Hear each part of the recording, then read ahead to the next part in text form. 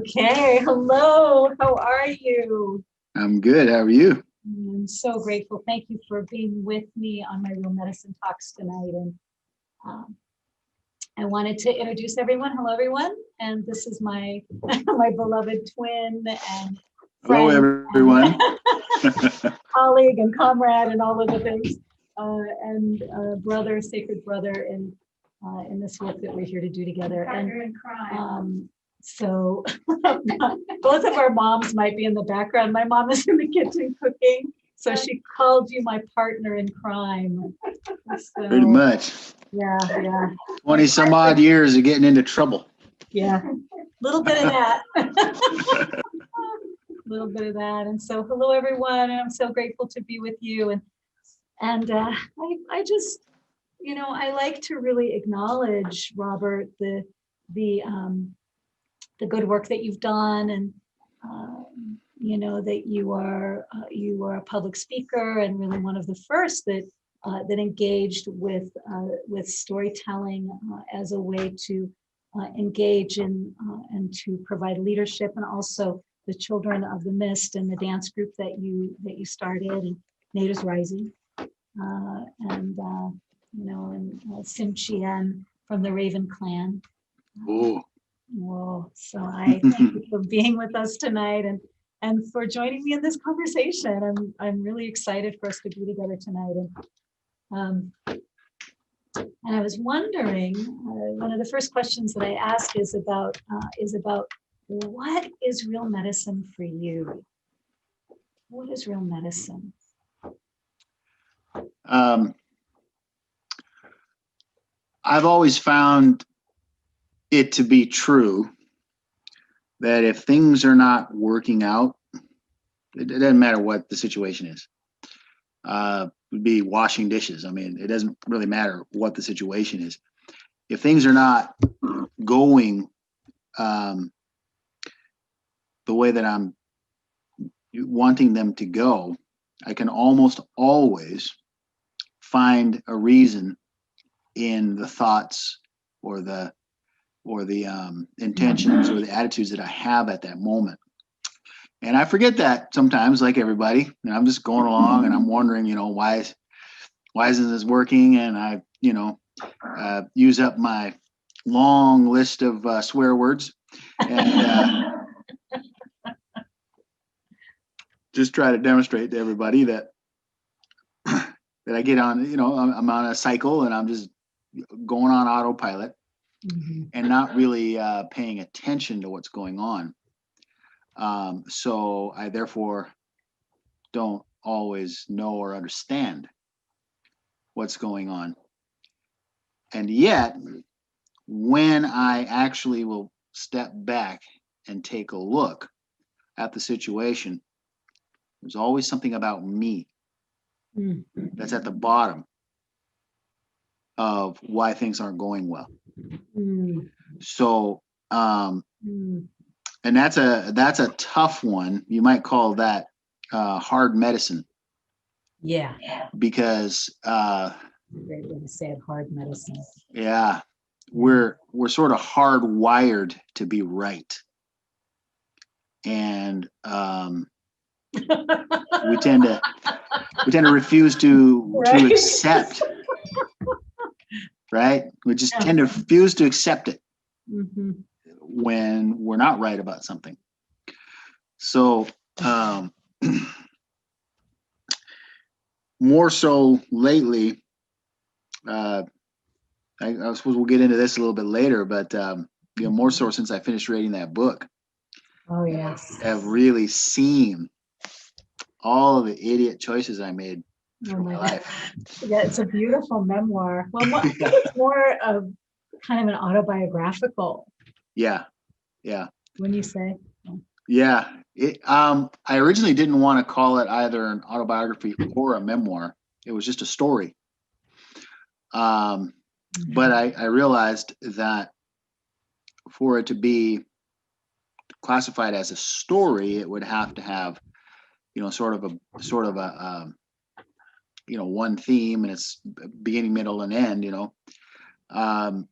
Whereas this is more like a series of stories that are definitely connected and telling a broader story. Mhm. Kind of a slice of life. Yeah, it's looking at different different things that are going on in my life at different stages of my life, different people that came in and out, and it's really highlighting exactly what I'm talking about, because I had all of these different problems, and sometimes it took me years to even recognize that there was a problem. Yeah. This really isn't working out. Uh, this is not necessarily the lifestyle you want to have.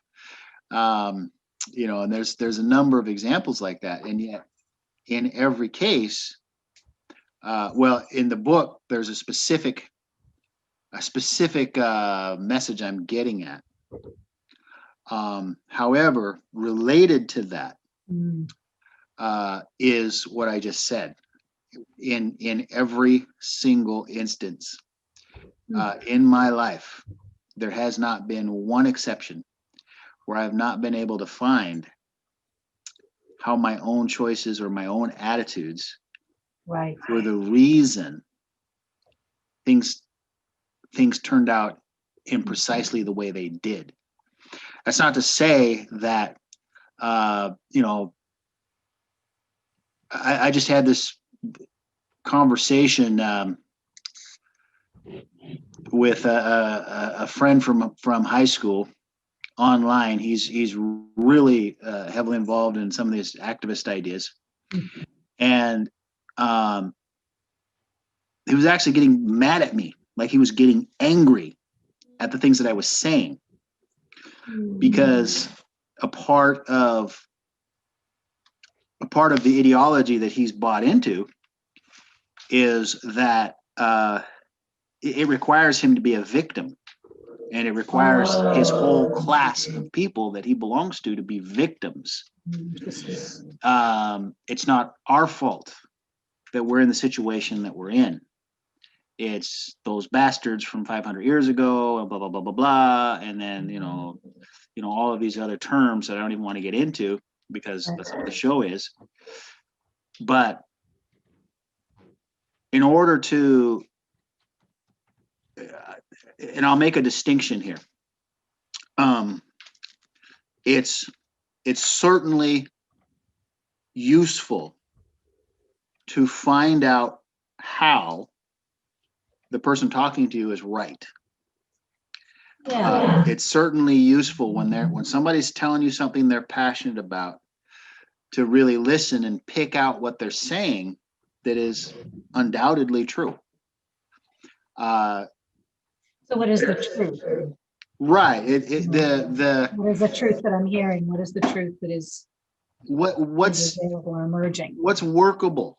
I mean, an intelligent person, and this fellow is a doctoral candidate, so he's no dummy. But for him to just completely buy into this ideology, there has to be something in it that is true. Oh, interesting. And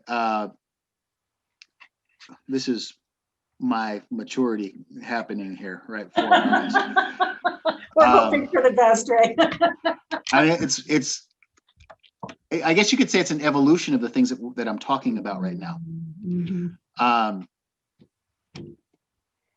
You wouldn't believe it if there was nothing in it that was workable, if there was nothing in it that was true, right? So I'm going to try to bring this back to where I started this in just a moment, but this is a good illustration. So maybe I'm giving illustration before I give the point, but I suppose I'm a storyteller. I'm allowed to do that. However, whatever direction. Great. But with the recent situations with the lockdowns and everything,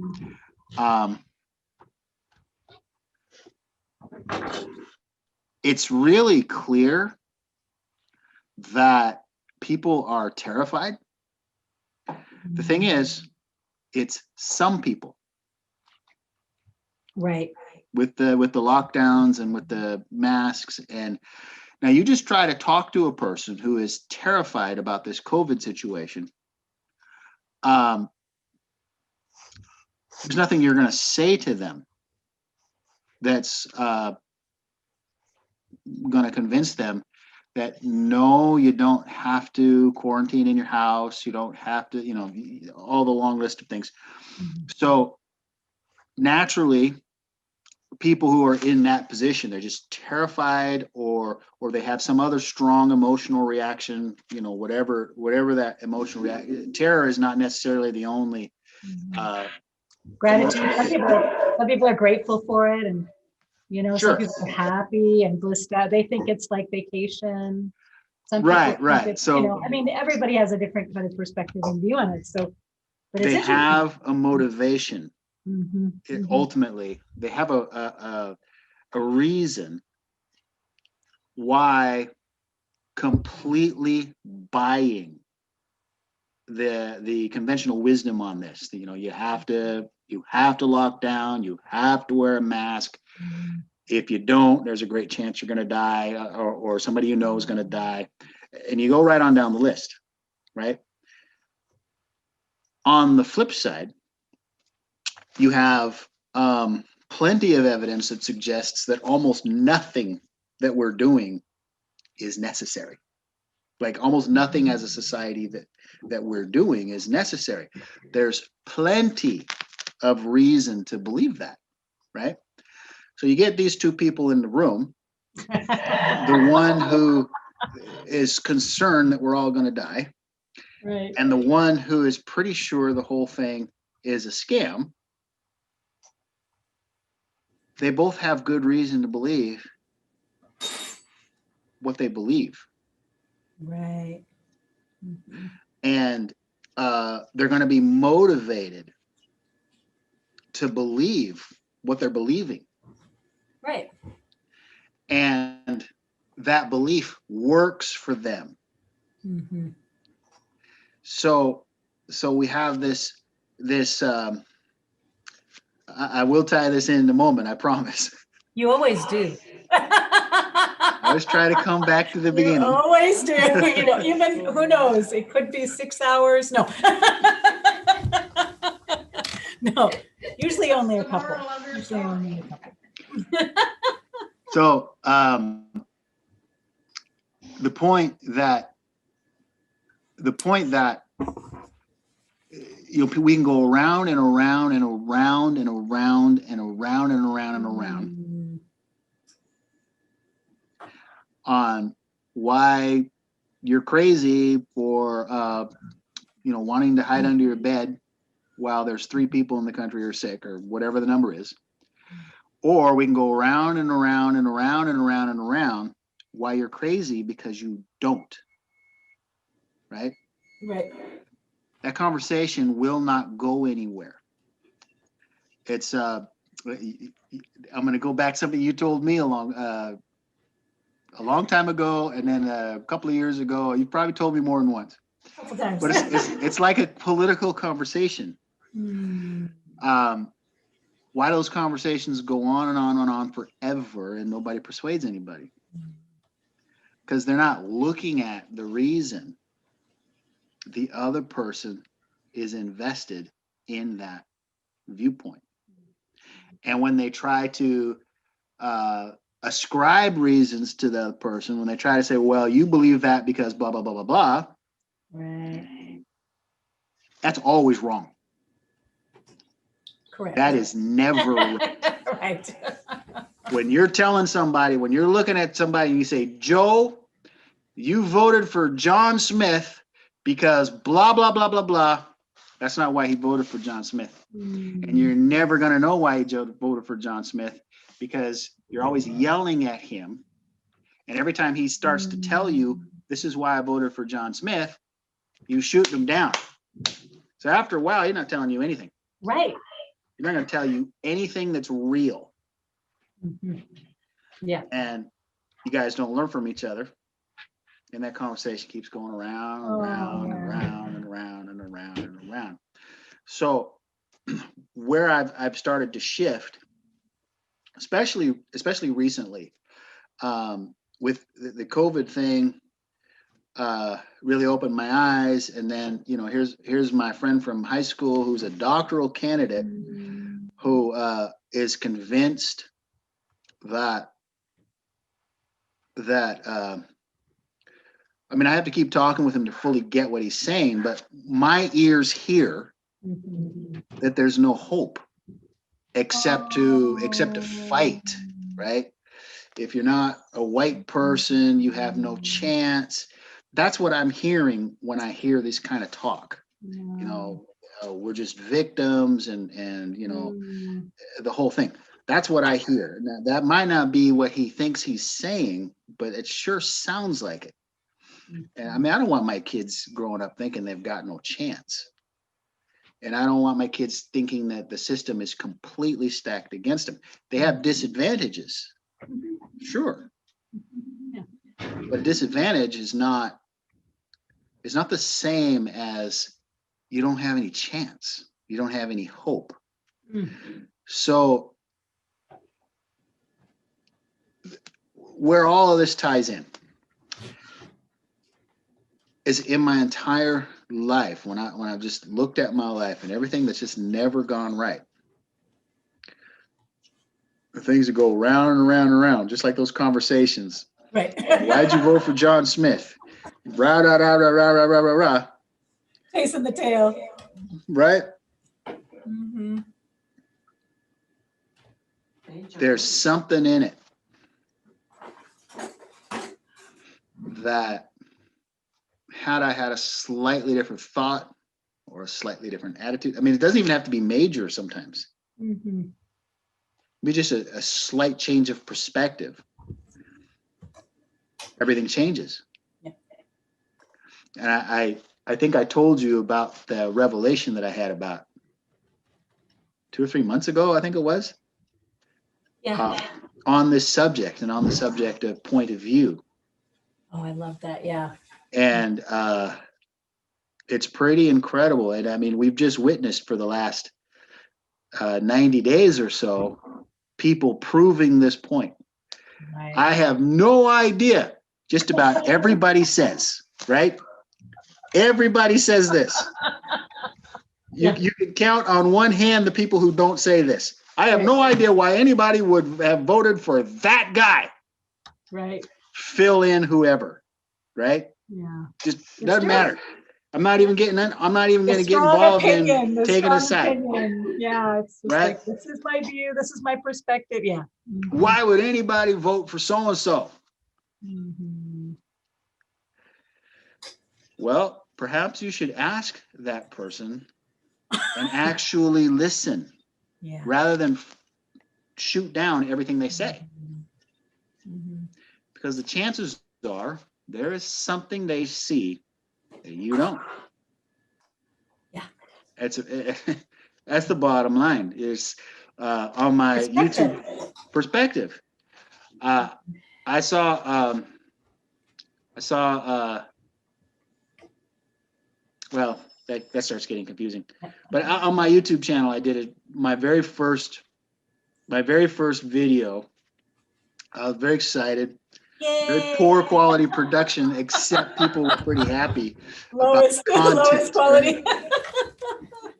Lowest quality is highest satisfaction, you know? A friend of mine told me, he said when he goes on YouTube, he doesn't care about production values. He cares about the content. And I guess people are happy with the content of it. So hopefully everybody will go to the channel and see that.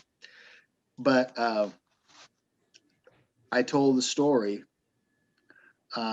It's actually I had to find out, because when I was telling the story, I didn't know where it came from. So it's actually a Hindu parable. And I won't tell the whole thing here, actually, because I don't want to ruin it for anybody who doesn't go over there. But it's all about this idea of perspective. So if you've got somebody who's at I'll just take a completely different example. If you have somebody who's at the front of a boat and he's looking back at the boat itself, he's got a completely different perspective on what's going on than somebody who's in the boat looking out a window. Mm-hmm. They might have wildly different ideas about what's happening. And anyway, that's what has been deep medicine for me, is realizing, one, it's always me. At the bottom of every problem is me. There isn't some great villain out there. There isn't some cabal or conspiracy that's preventing me. There's just sort of a universe that ultimately isn't trying to get my goals done for me. Right. So of course things are going to keep popping up, and since they're my goals, it's my responsibility to work through all of that and make things happen the way that I would like them to happen. Yeah. And what I just said there is the great medicine. In fact, even my health is improving dramatically since I started thinking this way over the last few weeks. So that's a very long answer to your question, but there it is. Another reason to love you. To make a short story long is one of our favorite things to do. Storyteller has to elaborate. You can't do it any other way. Yeah, this is the good news. This is the good news. Well, I think, the question of perspective is a really important question and conversation to explore. And I think that there's several different reasons. I think about perspective in that I'm thinking about thanks. I'm thinking about thanks. I'm thinking about gratitude. I'm thinking about, like, if my perspective is on all of the things that are not okay, and I'm not putting my perspective on all of the things that are okay or that are really working out well for me, then I'm going to have, kind of this internal feeling of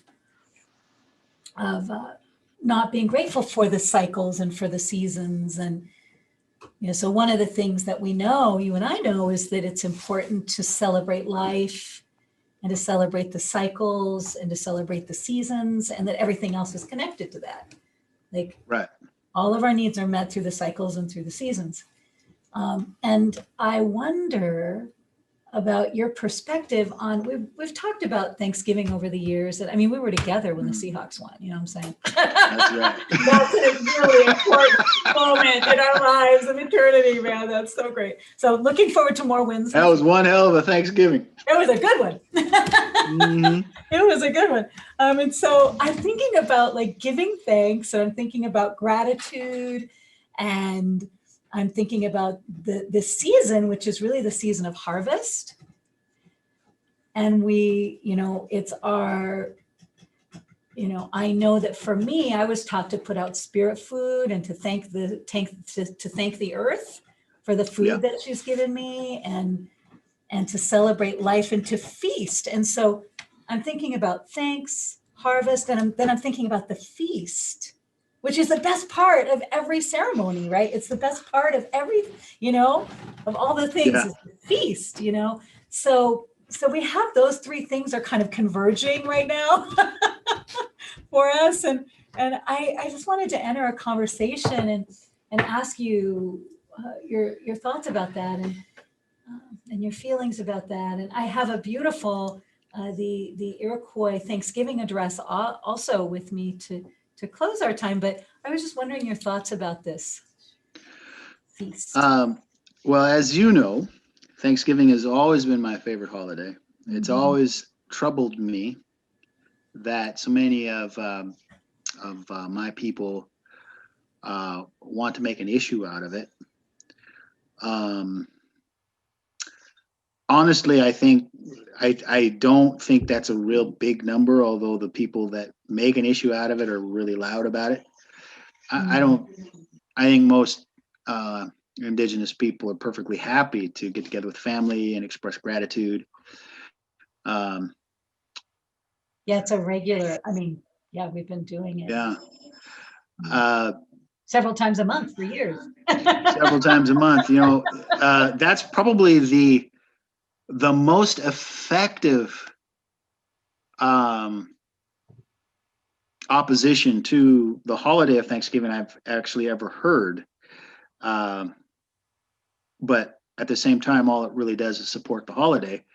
Is we Native people, we're always thankful and grateful. We don't need a special day for that. So I'm not convinced that's actually true.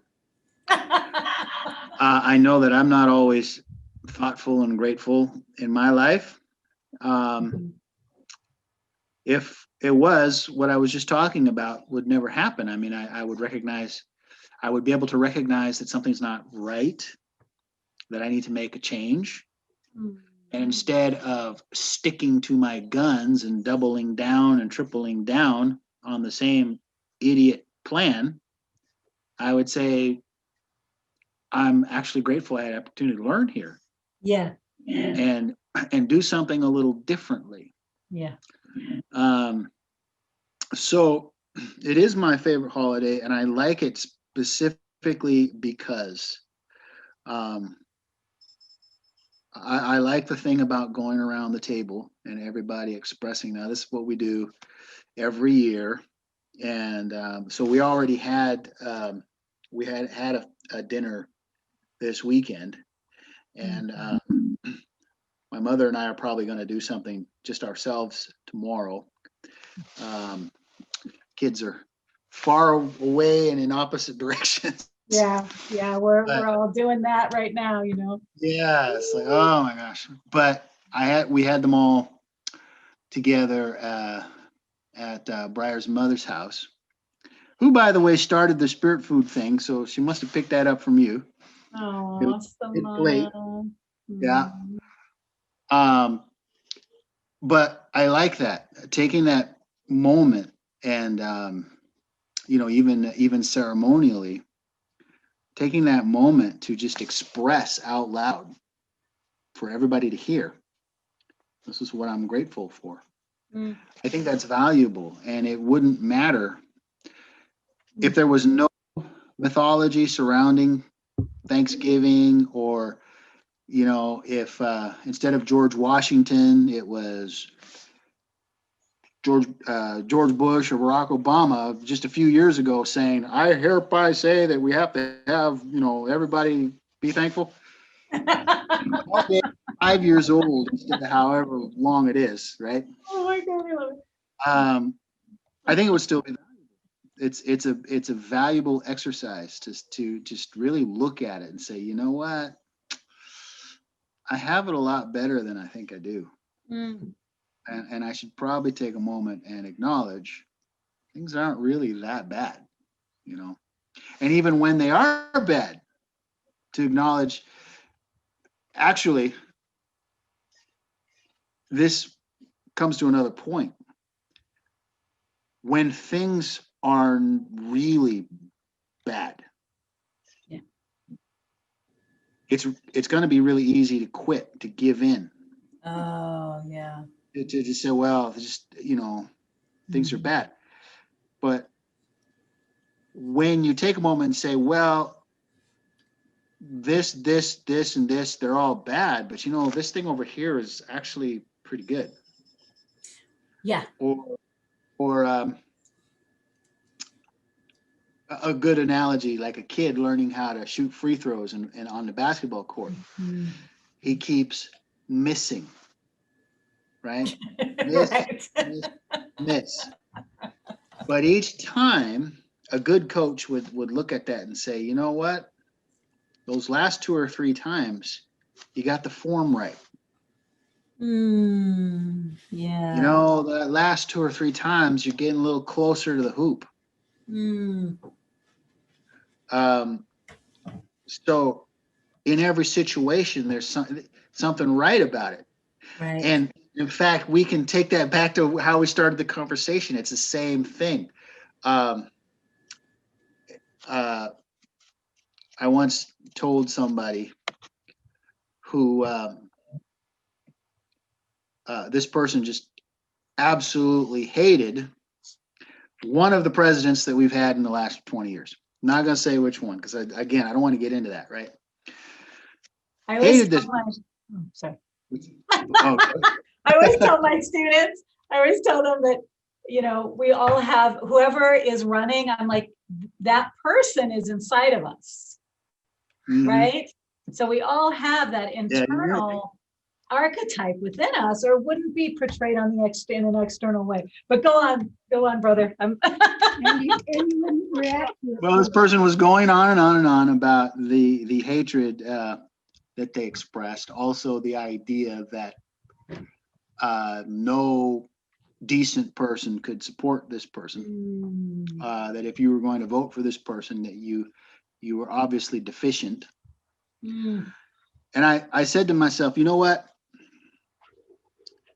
It's not my experience that there's any situation where someone is completely wrong. And there's never any situation where someone is completely right. Yes, it's the sacred middle ground. Yeah. So I suggested to this person, really challenged this person actually. I said to her, if you look, you will find at least 2 things that this odious, hateful president has done that you completely admire. You absolutely support. Yeah. And a politician walks on water that you love so much. I bet you'll find 2 things that you completely hate that they did. And It's really about not compartmentalizing and kind of seeing people as whole Yeah. instead of all, you know, either idealized, or because someone who's idealized, well, the only way is, you know, off the pedestal, right? And so seeing them as like, oh, this is someone who's another human being and they're doing their best, just like I am. You know, we're all doing our best to figure this shit out, you know? Yeah, and sometimes we succeed and sometimes we fail. Yeah. All the time. But as Yoda says, failure is a good teacher. Yeah, it is. Don't get me started about Baby Yoda, because that's going to be a whole thing. My granddaughter loves Baby Yoda. Baby Yoda. Oh man, so sweet. So something I really liked that you just said, Robert, was about the thing that really caught me about the basketball was the coach, right, or the mentor or the friend or the older friend, or, you know, and that reminds, like in my own work as a mentor, and also in my experience as a mentee, or also working with my elders and having my elders guide, and, you know, having our elders be there and help us, and you know, is the word encouragement, encourage us, like they encourage us. And yeah, and I think that, you know, it's just like that they'll catch you, you know, so they catch you, and they catch you, but they also catch you.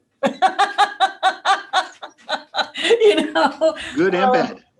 Yeah. So I think that's really, really interesting, and I really do feel that the people in my life are mirrors of me, or it may be an old story. So I think coming to your gift around storytelling, it's like I'm seeing that, you know, there are things that I used to be thankful for that I'm like, now I'm like, oh, that's not That's not something to be thankful for. And I don't know if you've experienced that too, but Mhm. but now I'm like, oh, oh, this is what. So it's like there's old stories that I'm releasing and new stories where I'm like, this is the news story. Then in the news story, we extend exactly what you were saying, honor and respect.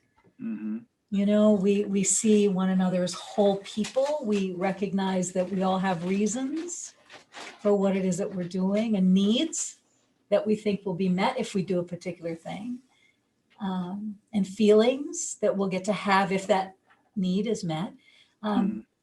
and so I'm thinking about the old story, the new story, and I really appreciated what you said about the encouragement and how much we all need.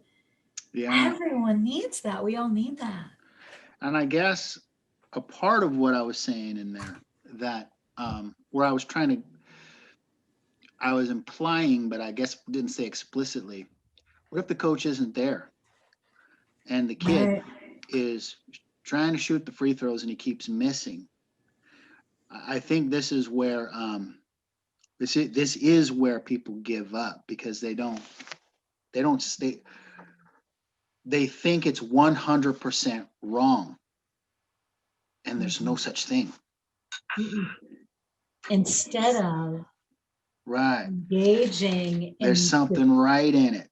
There yes, is something right in it. and then I'm learning, like that we're all learning, Yeah.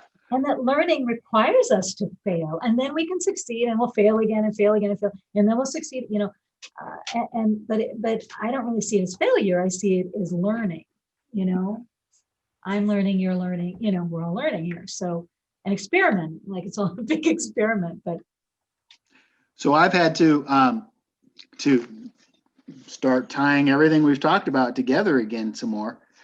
One of the things that I've had to do, um, again with this COVID situation, it's been absolutely devastating to one of the businesses that I'm involved in, and it's been devastating to a lot of small businesses. yeah. Um, and the science is clear at this point that the steps that our governor took weren't really necessary. It wasn't necessary to shut down the entire society. Um, Still, having said that, see now I'm feeling all great because my feelings on the matter are validated, and yet you still have that large percentage of society that's grateful that the governor's doing these kinds of things. Right. So what the steps that I've had to take in talking to some of these people, because initially I'm like, you're the reason my business is going into the ground, you and everyone who thinks like you.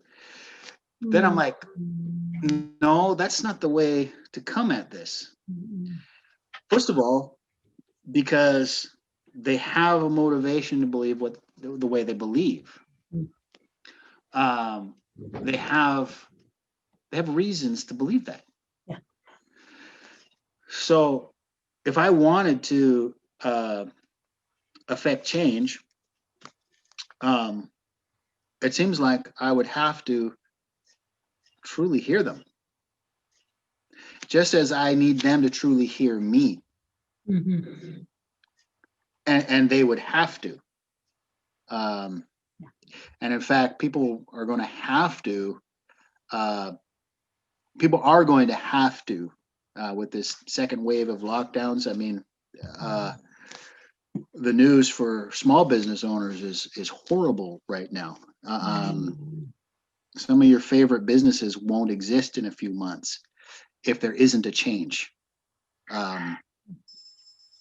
That's bad news, and it's bad. We all lose. If your favorite restaurant down the street is gone, we lose. We all lose. It's not a good thing. So we do need to have the people who we do need to have the people who feel like anything to be safe, or see, I'm even making a mistake trying to characterize why they believe what they believe. However, whatever the motivation that these folks have that says we have to be drastic in our handling on a social level, whatever is causing them to believe that this is true, those of us in business, I mean, we really need you guys out there that are watching this, who find yourselves on that side of things. You have to hear us, because that favorite restaurant of yours going away. We have to change something.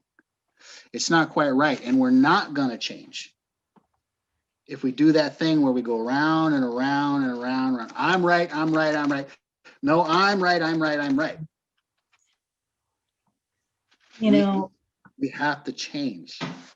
Well, Robert, this has been really interesting too, because I'm teaching online this year, and I'm doing my mentorships and things online, and I've also done some things, like a couple of weeks ago.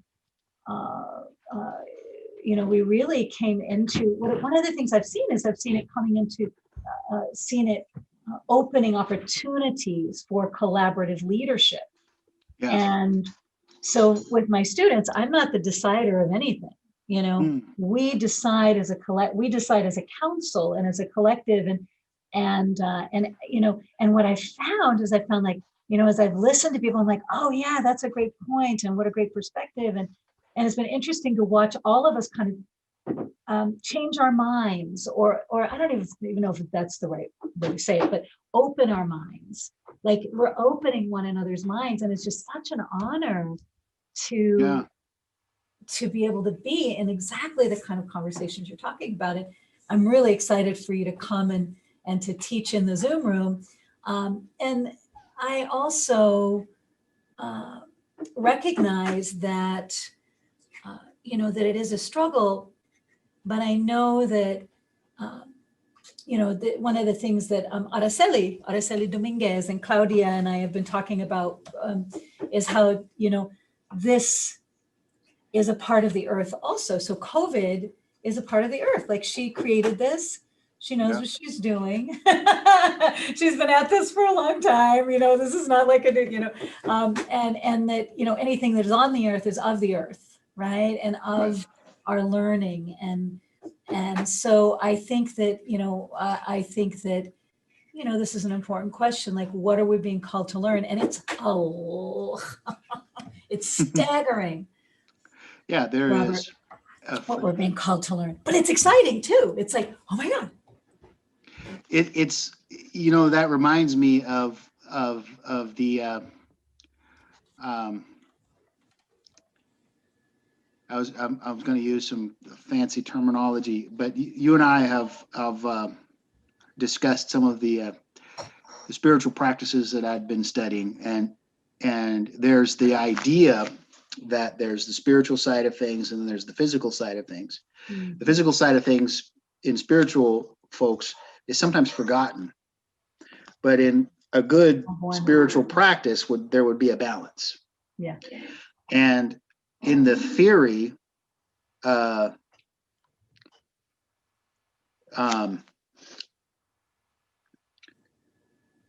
idea is that, so we go along, and let's say we stub our toe on a rock. Before we ever had done that, we had no idea that stubbing your toe on a rock was painful. Mm-hmm. And stubbing your toe on a rock is a bad idea. And let's not stub our toes on rocks. In fact, let's invent something like shoes to prevent it from happening.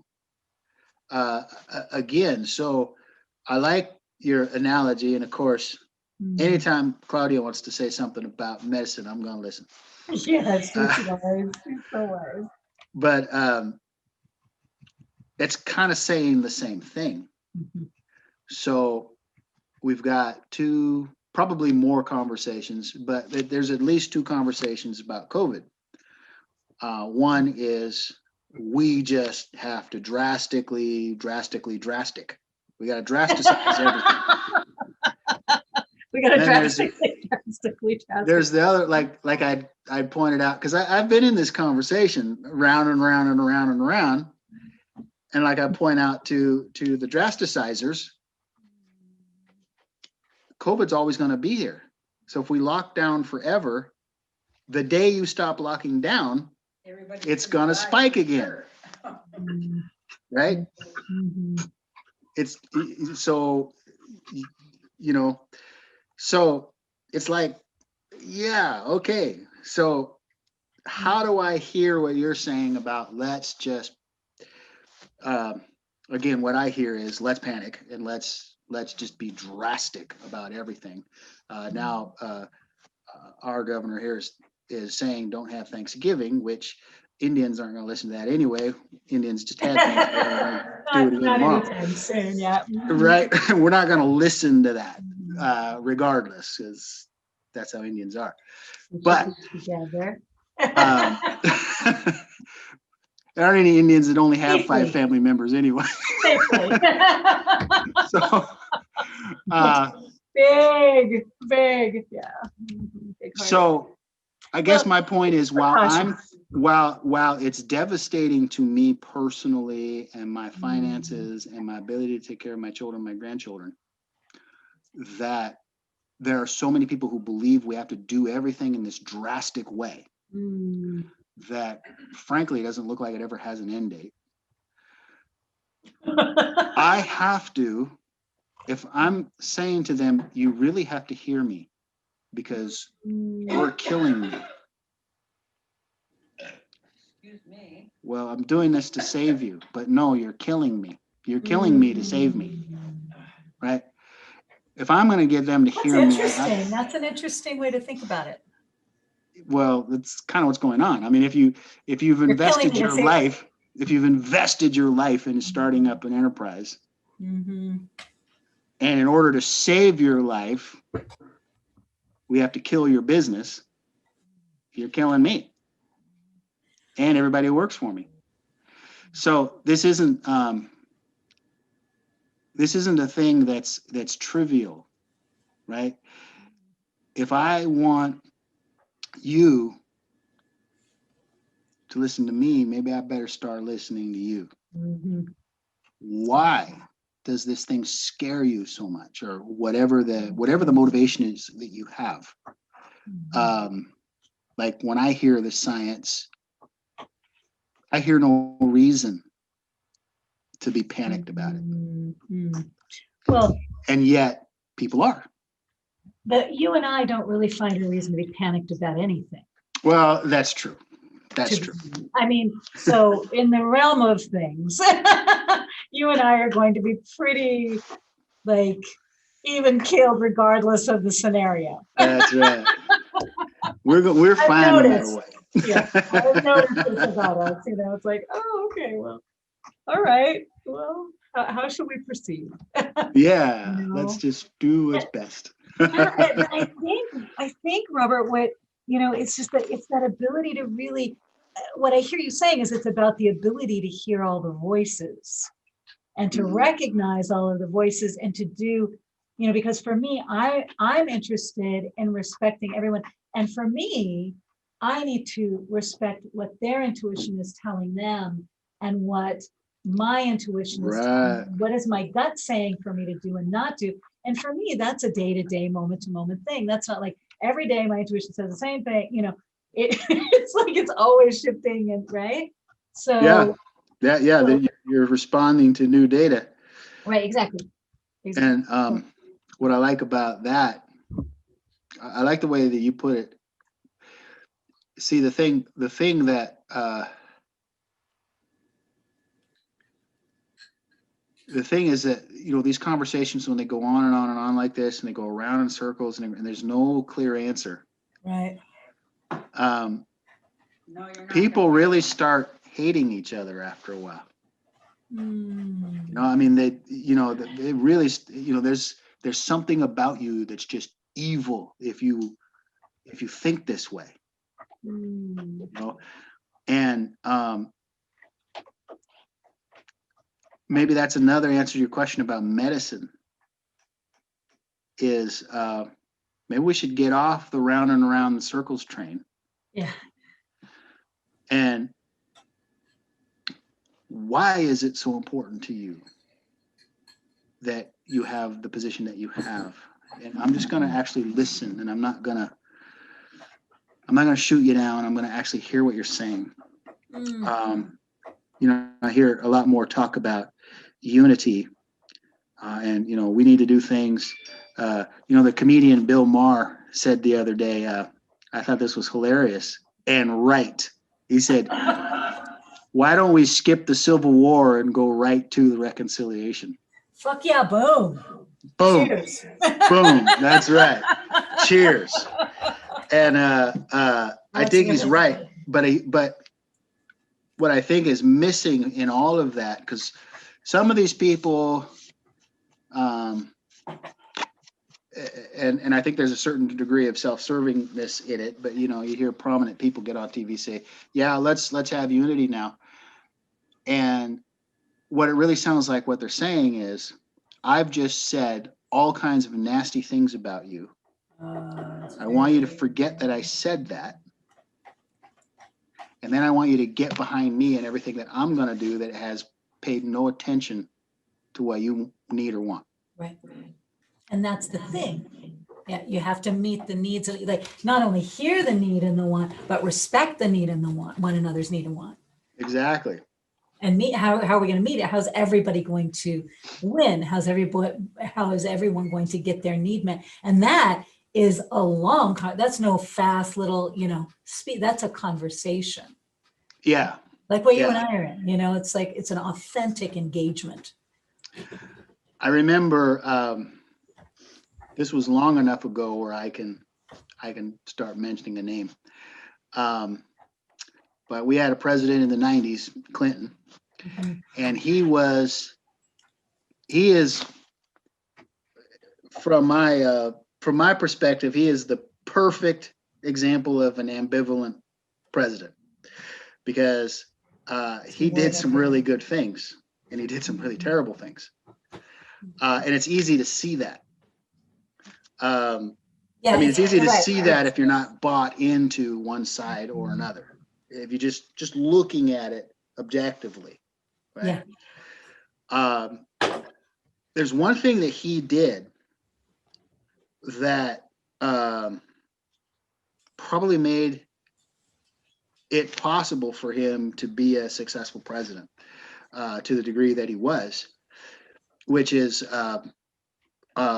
he embraced welfare reform. And they called it triangulation, right? You take the other guy's thing that he wants and you make it yours. And if he hadn't done that, I don't think he would have been reelected the second term, because he had done enough stuff that pissed people off. Yeah. Right? But he said, you know what, I'm going to do this thing that you guys want. Let me just, While I'm doing all this other stuff you don't like, I'm going to do this one thing that you really want. He got reelected. And something like that is probably what we need in society in a broad way. What is it that you need or want that my positions that exist as they are now don't pay any attention to? I'll try to address that. I'll actually try to address that. I'll try to hear you. I'll try to hear what you're saying. I'm going to engage with you. I'm going to hear you out, and I'm going to meet your need. And, but I mean, even now, like I've had a couple of situations where I've literally had people, I've heard people say to me and to other people, I don't want to talk about this. I don't want to talk to you. And I'm just like, wow. Yeah. That's amazing. Or I've heard them say to other people, who've asked, like, could we have a conversation? And like, and if someone's not willing to engage, there's not a lot you can do about it. But like you said, we can change ourselves, Mm-hmm. and we can befriend one another, and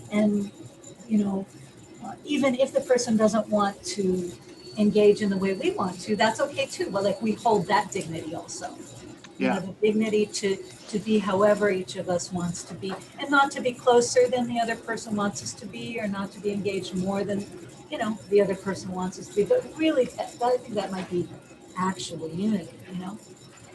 Yeah, for the unity to exist, there has to be something you can unify around. That, which is, again, it goes back to what I was saying a few minutes ago. It comes across as hollow when you've been belligerent and when you're taking a position that the other side cannot accept. In my second video on my YouTube channel, I have that exact scenario where Oh, there's that's great. And what is it under Ravenspeaker, or is yep, it? Raven How can Speaker, people find it? Awesome, perfect. Raven Speaker. Just Great. search Raven Speaker on YouTube. That's great. But on the second video, Find that. I tell the story of the porcupine Oh, it's a at the, favorite. yeah, you know that one, and So well. you have that exact scenario. You have two sides arguing, and one of them will really lose if the other really wins. So there is no ability to agree on one or the other. There's got to be something we're not seeing. But that's the point in that story is if I get all what I want and you die, this is not a good scenario. That's a lose-lose. Yeah, this is Everybody, yeah, that's not a win-win. There's nothing win-win about that. Yeah. exactly. So Anybody loses, everybody loses. right. So when you hear somebody say, "Well, unify by just agreeing with me," well, that's not a call to unity. I mean, sometimes people are motivated because their interests are involved in what they're saying. Something bad will happen to them if they don't get some productivity in the direction they're looking for, right? So, and I think we're not looking at that. It's too easy to call people names. It's too easy to look at somebody who disagrees with you on politics or religion or the Seattle Supersonics. It's Bring too back easy. the Sonics. No. It's too easy to just decide, well, they believe that because blah, blah, blah, blah, blah. Instead And of what I've always found when you're saying, I've already said this, but it bears repeating. When you're saying that guy believes this because, you're guaranteed to be wrong. It's guaranteed that is not the reason. Whatever you're saying, whatever you've decided is the reason he believes that, is not the reason he believes that. Well, and when we start talking about someone else, we've stepped out of our own truth. We've stepped out of the truth. So if I'm talking about you instead of talking about myself, then I'm not in my own work. I've stepped out of the possibility of a win-win, I think. Those are my thoughts about it. But I think if I'm speaking about myself, like you said, how we entered, which is, I can change my own attitudes and I can change my own behaviors. And then I'll be able to harvest something worth harvesting in my emotional, spiritual, and physical life. Right? And this is medicine because now we're healing. Right? So I don't want any more to just assume the other person is crazy, evil, or stupid. I don't want people to assume that of me if I happen to take a position that's different than they have invested in. Right? Happy to sit down explain, this is why I am invested in this position. And, if I care passionately about something, very rarely is it just because, I mean, Yeah, there's something, yeah, there's an investment in it, investment, yeah, there's right? deeper. So as far as medicine goes, as far as healing goes, this is what's sorely lacking in our society. We've made up our minds that we're completely right. There's no such thing. We've made up our minds that the other guy is completely wrong. There's no such thing. A deficit of understanding. Yeah. I've gotten to the point in my own life where I've said to myself, if I think I'm absolutely right, then I probably better trash the idea because Right? I'm wrong somewhere. Yeah, something is like, oh man, yeah. Time for Yeah. that. Yeah, leave the building. I'm wrong somewhere because there's no such thing. Only God is completely right. Yeah, Right. Wakan, Lord of Heaven. Yeah. So we're coming to a close now. So what would be some closing words around harvest and celebration, and also just really tying in anything else that you wanted to tie in, and it's good. The closing statement that I would make is there needs to be gratitude. If you're not grateful, you take things for granted. Oh yeah. If you're not grateful for what you have, first of all, you don't realize a way out. If you actually are in a situation you don't want to be in, you don't realize there's a way out because you're not even aware that there's anything good in the situation. Like if you're in a fire, an open door is a good thing. Yeah. So you have to be aware that it's there. You can't be aware if you're not grateful for what's there. So I think that's where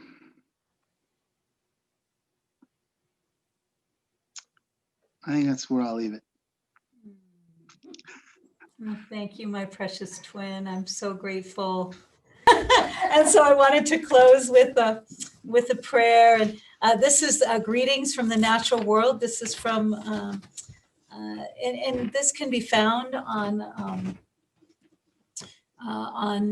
many sites. It's something the Iroquois people want to be shared.